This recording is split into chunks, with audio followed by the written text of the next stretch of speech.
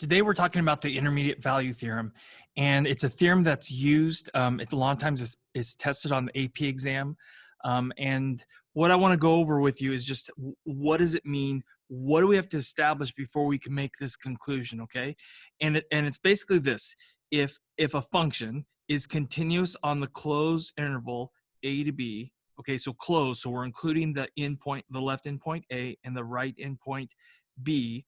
All right, and the continuous means for every point, for every x value in here, the function exists, the limit exists, and the function and the limit at every one of those values is the same. All right, so that's what we have to establish, that it's continuous.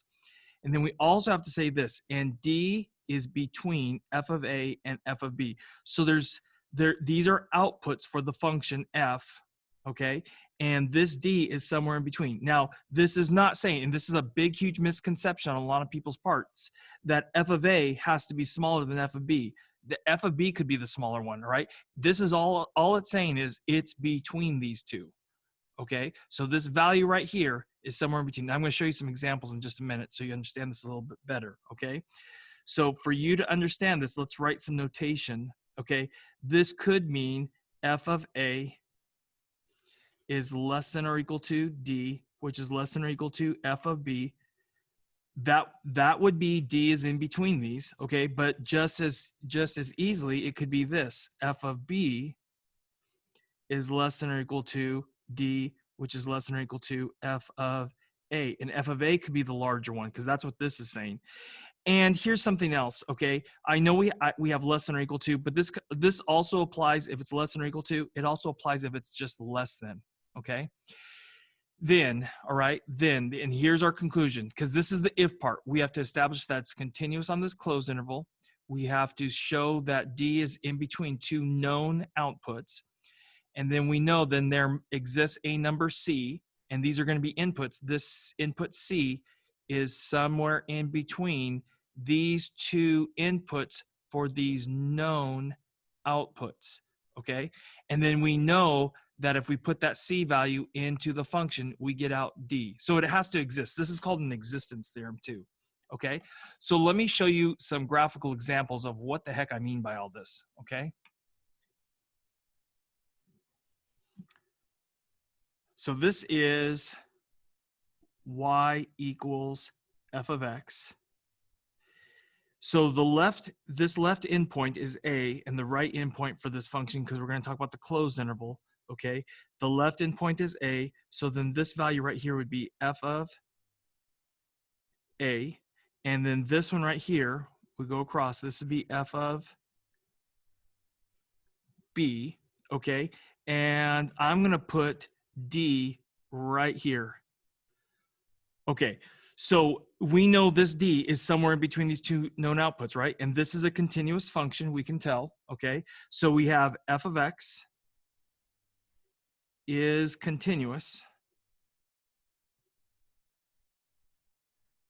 on the closed interval a to b.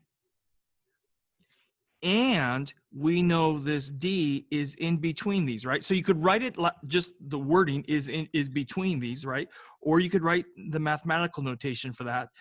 So we'd also say and, okay?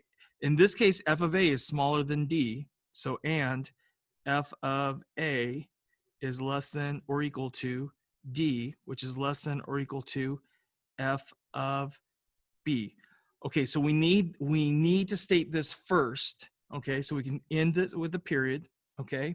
And then we can say by the intermediate value theorem, which we'll abbreviate IVT, comma, okay? There must be a C. Okay, and the thing is, where is this C? Well, that's the input to get this D. Okay, so if we go backwards, okay, look where this winds up. Okay, so I'm going this way to the graph, and I'm going to go straight down. Okay, so where is this C? Okay, so there must be, right? But where is it? It's in between A and B, and that's what this says. There must be a C such that A, that's the smaller one, right? And this is going to be my C right here. A is less than or equal to C, which is less than or equal to B, and, or you could say such that, and f of C. If we put C into the function, we get out this value of D. Okay, let's do this on another one.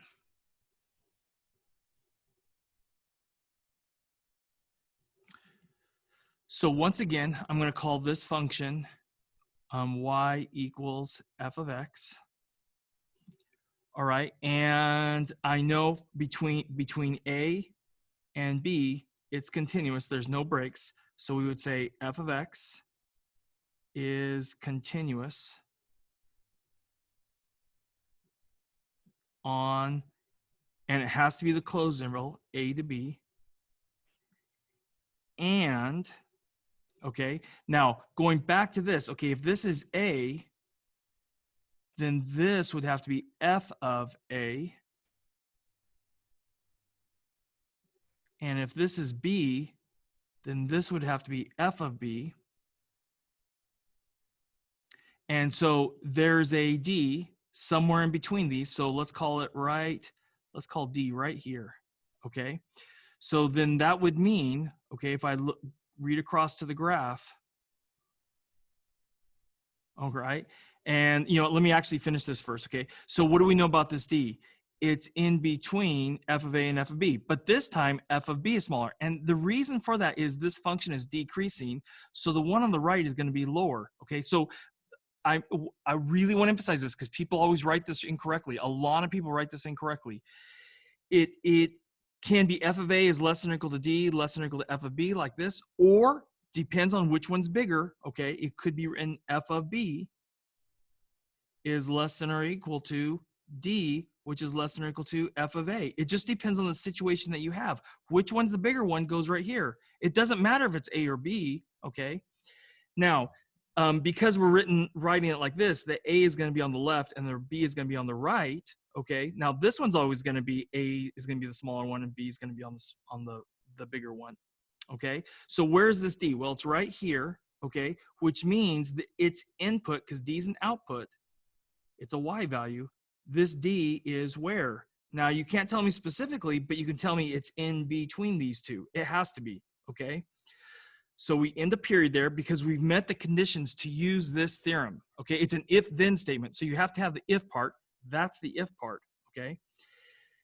By the IVT, there must be a C. Okay, so right here is going to be my C. And where is it? Okay, so C is in between A and B. So there must be a C. And there's different ways you can write this, okay? It just needs to mean the same thing. So you got to be careful on that. There must be a C with, and I'm writing this a little bit differently on purpose, okay? With A less than or equal to C less than or equal to B. Remember, A is the smaller one and B is the bigger one. That's what's important, that you establish which one's the smaller one, which one's the bigger one, okay? Such that f of C equals D. So that's another way you could write this, okay? Slightly different, okay? All right.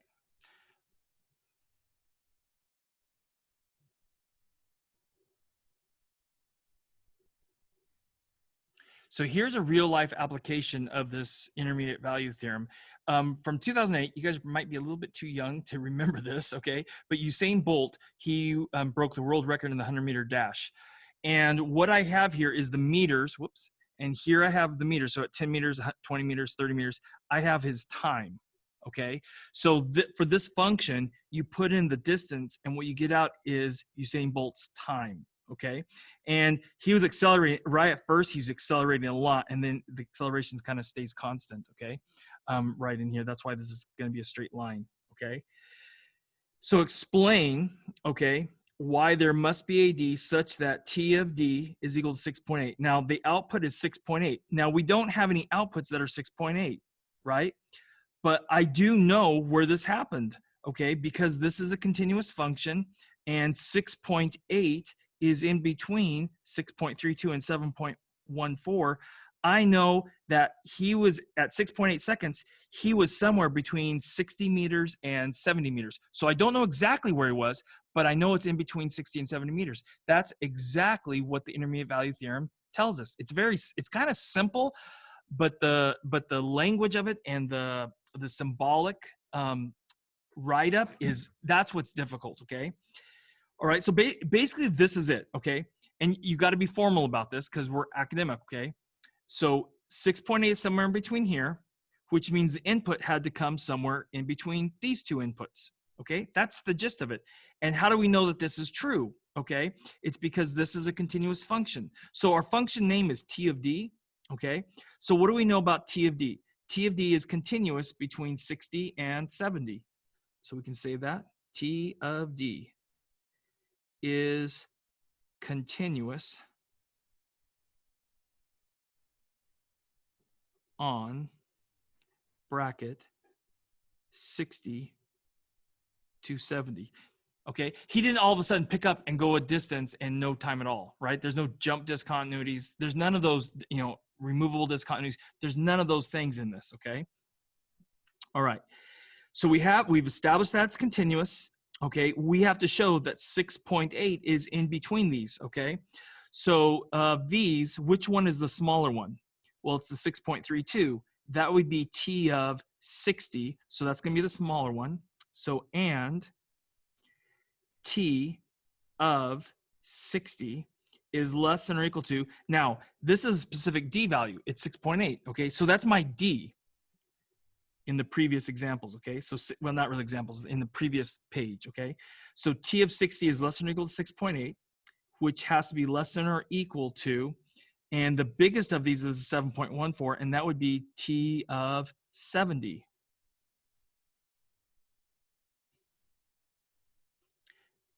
Period. Okay, so we know it's continuous, and we know 6.8 is in between these, right? These two outputs. Okay, so we would say by the IVT, comma, there must be a, and you could call it anything you want. I'm going to call it, in this case, I'm going to call it D, because that's the input here. D stands for distance, okay? There must be a D with, and where does that D have to happen? Well, the D is the input, right? So the D has to happen between 60 and 70. So D with 60 less than or equal to D less than or equal to 70, such that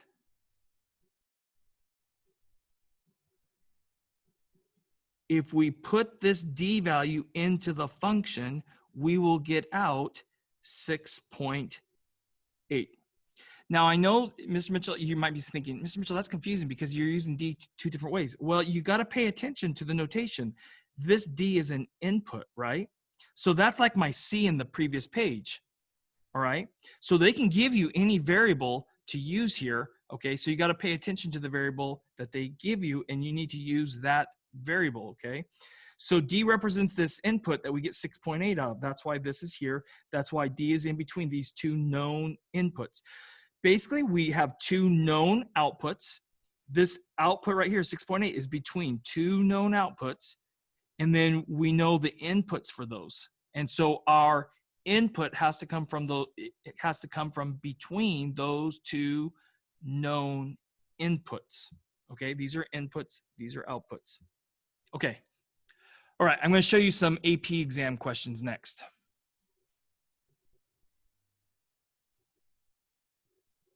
So this next problem is from the 2014, it's the free response part of the exam where you have to explain your reasoning, all right?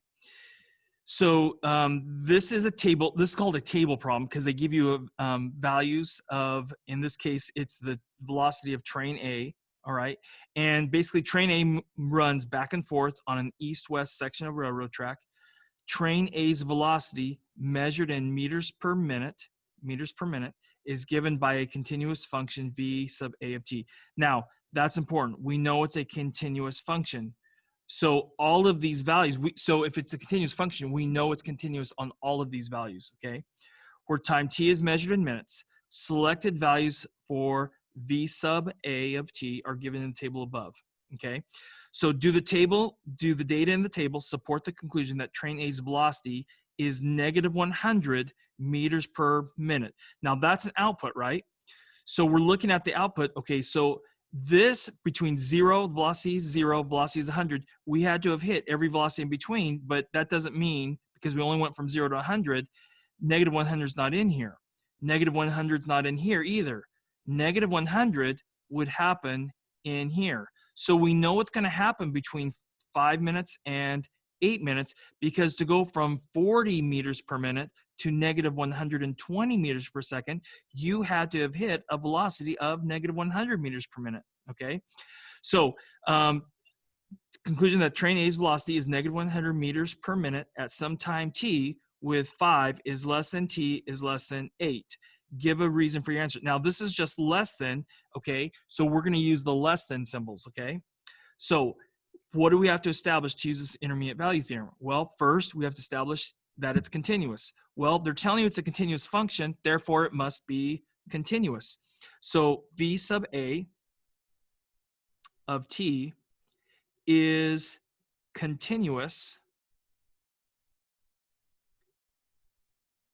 on this closed interval 5 to 8. And, okay, which one of these is the smaller one? So it's this one, right? So that'd be v sub a of 8.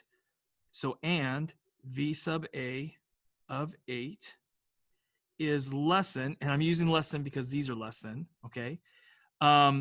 T, no, I'm sorry, not t, negative 100, because that's the output, right, that we know. And we know it's between negative 120 and 40, and 40 is the bigger one. So v sub a of 5, because that 40 happened at 5 minutes, period. Okay, so those are the things we need to establish. Okay, it's continuous on this closed interval. We have an output, negative 100, that's between two known outputs. Okay, and so by the IVT,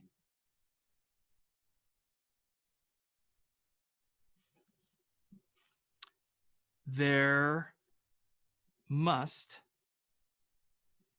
be a, and the input variable here is t, there must be a t with, and where is that t? Well, the t has to happen between 5 and 8, with 5, because that's the smaller one, less than t, less than 8, because 8's the bigger of these two, okay? Such that, we probably should put a comma right here, such that v sub a of this t value would have to equal negative 100, period. That's it. That's all you have to do on these, okay? All right, let's do another one.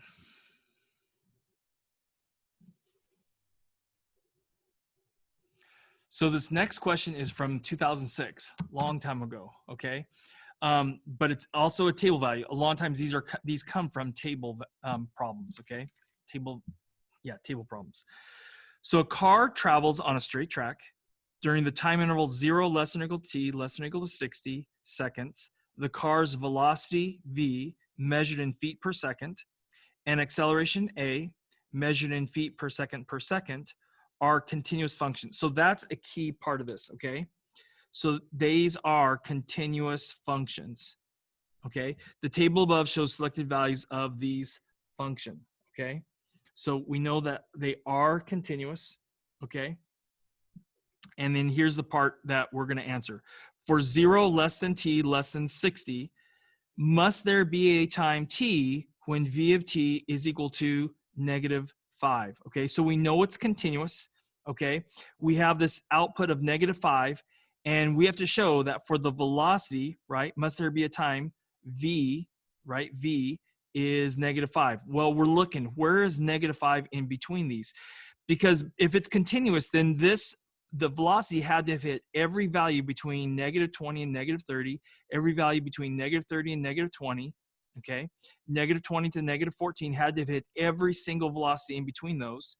Same thing here, and then same thing here. So this is where it had to have happened because we went from -10 to 0. -5 is in this right here, okay? So we know it had to have happened between 35 and 50 seconds, okay? But we know these are continuous functions, so we know v of t is continuous on the closed interval 35 to 50, okay? So that's the first thing we have to establish, okay? So v of t is continuous on the closed interval 35 to 50, okay? And this -5 is in between -10 and 0, okay? So there's my two outputs that I know, and I know this output is in between those. So -10 of these two, -10 is a smaller one, so that's v of 35.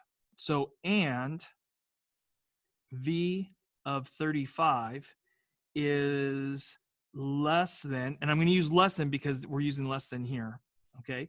Less than -5, which is less than v of, and 0 is the bigger one, and that came from v of 50.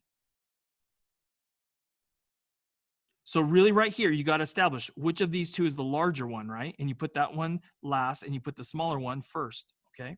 So v of t is continuous on the closed interval 35 to 50 inclusive, and v of 35 is less than -5 is less than v of 50, period, by the IVT, the intermediate value theorem, comma, there must be a t. Okay, so there's got to be one of these t values. Where is that t value? The t value is between 35 and 50, comma, such that, oh, no, I'm sorry. Let me change that. With, okay, and this t is between the smaller of these two. 35 is the smaller one, right? So 35 is less than t is less than 50 because 50 is the larger one, comma, such that, okay, such that, what am I trying to say? I'm trying to say if you put this t value in, you're going to get out -5. I don't know exactly where it is. I just know it's somewhere in between 35 and 50. That's all this says, okay? It exists, and it's within this interval of numbers, okay? So such that v of t is equal to this -5, period. All right, and we've established through mathematical reasoning that this must be true, okay?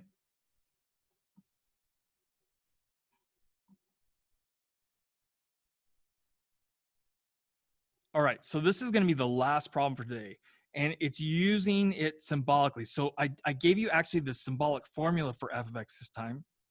So show that f of x equals x squared plus 3x minus 2 takes on the value of 0 for some x in this closed interval 0 to 1, okay? So what we need to do for this problem is we need to show, okay, this takes on the value of 0. That means this is an output right here. These are an interval of x values. So this is the left endpoint, and this is the right endpoint for an interval.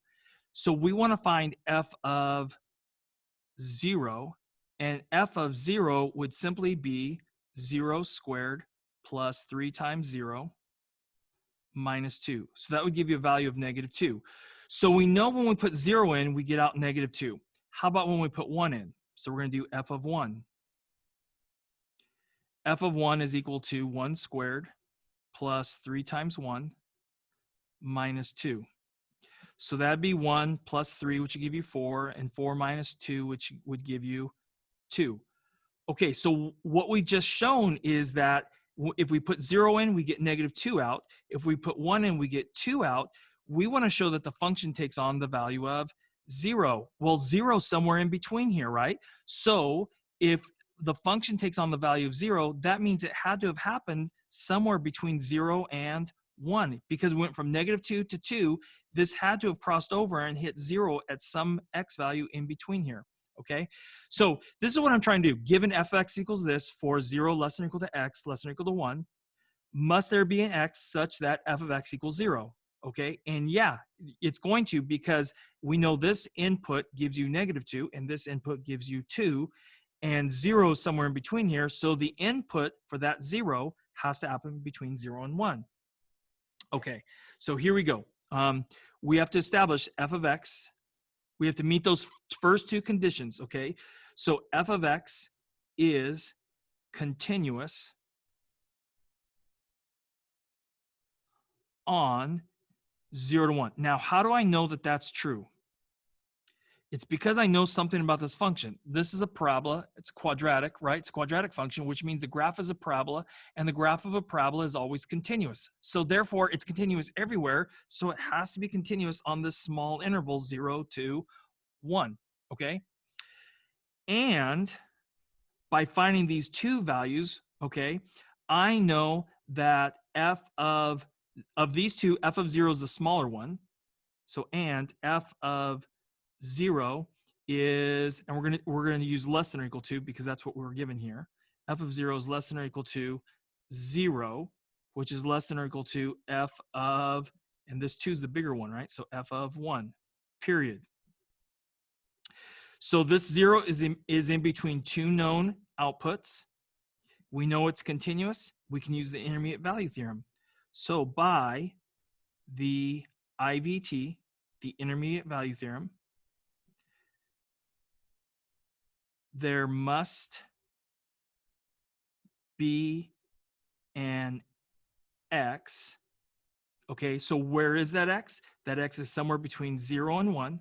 So which one of these is smaller? The 0 is smaller. So 0 is less than or equal to x, less than or equal to, which of these is bigger? The 1. So that's why I'm going to put 1 right there. Okay, comma, such that if I put this x value in to the function, I know I will get out 0. Again, I don't know where the x is, other than I know it's between 0 and 1. I don't know the exact value of the x, okay? All right, guys, and that's the intermediate value theorem. All right, so you have some homework to do on this, and that's it. All right, take care, guys.